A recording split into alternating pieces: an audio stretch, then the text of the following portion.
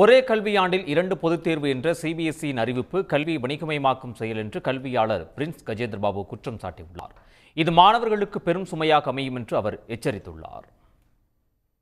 சந்தையை நோக்கி மாணவர்களை தள்ளக்கூடிய, கல்வியை சந்தை தீர்மானிக்கட்டும் என்கின்ற வகையில் சந்தையிடம் ஒப்படைக்கக்கூடிய, இந்த வணிக ரீதியாக செயல்படக்கூடியவர்களுடைய லாப வேட்கைக்குத்தான் இது பயன்படுமே தவிர இது உண்மையிலே குழந்தை நலன் சார்ந்தது அல்ல.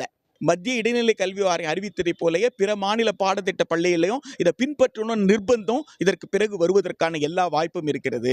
இது மாணவர் நலன் சார்ந்ததல்ல, கல்வியல் செயல்பாட்டிற்கு இது உகந்ததல்ல. முழுமையாக பாடம் படிக்கக்கூடிய, அதை கிரகித்து கொள்ளக்கூடிய, அதை நான் புரிந்து கொள்ளணும்ல. படிச்சுட்டு போய் அப்படியே எக்ஸாம் எழுதுறது இல்லையே, படிச்சுட்டு நான் அதை புரிந்து கொள்ளணும். நான் அதற்காக மீண்டும் மீண்டும் பல முறை பல்வேறு செயல்பாட்டின் மூலமாக அதை நான் விளங்கிக் கொள்ளணும். அதற்கு எதுவுமே நேரம் கொடுக்காம ஒரு தேர்வை நோக்கி நகர்த்துறது எளிமை என்கின்ற பெயர்ல கொடுக்கக்கூடிய ஒரு சுமைதான். உடனுக்குடன் செய்திகளை தெரிந்து கொள்ள சன் நியூஸ் பெல் ஐகானை கிளிக் பண்ணுங்க.